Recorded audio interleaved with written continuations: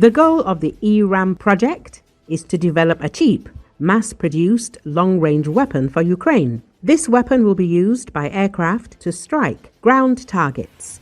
Military expert and Defense Express editor-in-chief Ole Katov explained this on Espresso TV.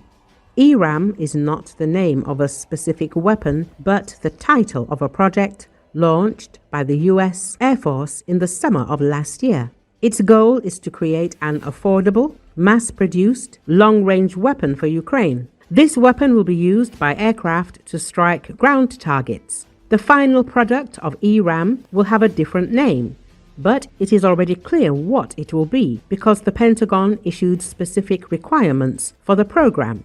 A long-range, high-precision munition with a range of 400 to 460 kilometers, accuracy of up to 10 meters, and dimensions equivalent to a 500-pound, 227-kilogram aerial bomb, Katkov said. According to him, the munition will weigh up to 250 kilograms, much lighter than the Flamingo, which has a 1-ton warhead. Its warhead will be smaller, measured in tens of kilograms, since the overall weight must also include a compact turbojet engine and fuel supply. The precision must be maintained at about 10 meters, even in conditions when GPS is jammed. The enemy heavily protects its facilities with electronic warfare, so satellite navigation often doesn't work. Some American companies have already showcased prototypes at a high level of readiness. The idea is to make this a mass-produced weapon, Katkov noted. Recall, the Wall Street Journal reported the Trump administration approved the sale to Ukraine of 3,350 extended range attack munition, or ERAM, air-launched missiles worth $850 million. According to 2 US officials, the missiles could reach Ukraine in about 6 weeks. The supply is funded mostly by European allies. The package also includes other equipment. The delay in approval was tied to Trump's summits with Vladimir Putin and Ukrainian President Volodymyr Zelensky. Officials said Kiev must give permission from the Pentagon to use the ERAMs, which have a range of 240 to 450 kilometers. In June, the Pentagon introduced a green, yellow, and red system to classify US arms stocks. The WSJ reported. Green means plenty of supply and easy transfer to Ukraine, while yellow and red mark shortages. This let Defense Secretary Hegseth demand the return of weapons for Ukraine that fell into yellow and red.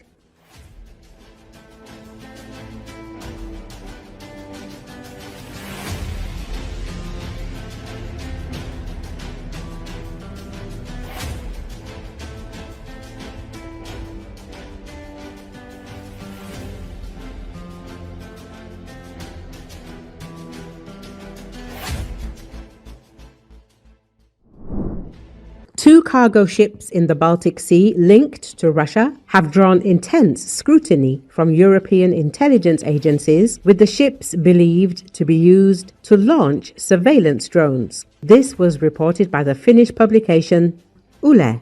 The first vessel is the HAV Dolphin, flying the flag of Antigua and Barbuda. Suspicions arose after it left the port of Kaliningrad on April the 23rd, called at Liepāja in Latvia, and then stopped at Kiel, Germany, on May the 1st, where it remained at anchor for 8 days. Experts noted that the ship was moving towards Kiel at an unusually low speed and dropped anchor at an unusual point. For a normal cargo flight, such a long stopover looks very suspicious. During the same period, German media reported multiple drone sightings near the German Navy's submarine base in Eckernford. German police inspected the HAV Dolphin, and Dutch law enforcement and customs in Rotterdam later joined in. No illegal materials were found, but the crew was entirely Russian. Investigators do not rule out that it was the HAV Dolphin that became the platform for launching drones. The HAV Dolphin story was not the only one. Just 2 days after the inspections in the Netherlands, a new incident unfolded in the North Sea.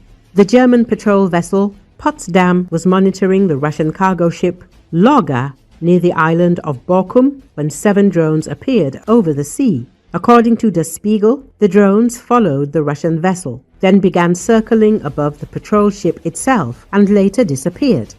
The picture looks unusual. Lager was in front, followed by a German patrol, and drones were flying over the sea for more than 3 hours. The Potsdam crew was unable to establish the model of the drones or prove that they were launched from a Russian vessel. On May the 28th, Lager arrived at the Belgian port of Zeebrugge, where it was inspected again at the request of German authorities. The inspection did not reveal any suspicious materials, and the interrogation of 11 crew members, all of whom turned out to be Russian citizens, also did not yield any new information. Nevertheless, the incidents involving the Have Dolphin and the Lager have raised alarm among European intelligence agencies. Despite the lack of direct evidence, the coincidence of strange routes, long stays, and drone activity reinforces suspicions that the Russian vessels may be used as covert platforms for unmanned reconnaissance in the waters. Recall, a new wave of sabotage linked to Russia has been recorded in the UK since 2022. The Kremlin is actively recruiting teenagers and young people through social networks, turning them into perpetrators of arson, explosions, and other dangerous operations, the Milwaukee Independent reports. There have been more than 70 cases of Russian-linked sabotage in the UK since 2022, following the large-scale expulsions of Russian agents from the country in 2018 following the poisoning of Sergei Skripal. Moscow has lost a significant part of its intelligence corps and is now using more flexible methods. The Kremlin actively recruits teenagers and young men through social networks. They are the ones carrying out arson, explosions, and other acts of sabotage. The following are the targets of attacks: warehouses, logistics centers, telecommunication nodes, enterprises providing assistance to Ukraine. The main objective is to cause economic damage, disrupt supplies, and create an atmosphere of vulnerability in the European rear.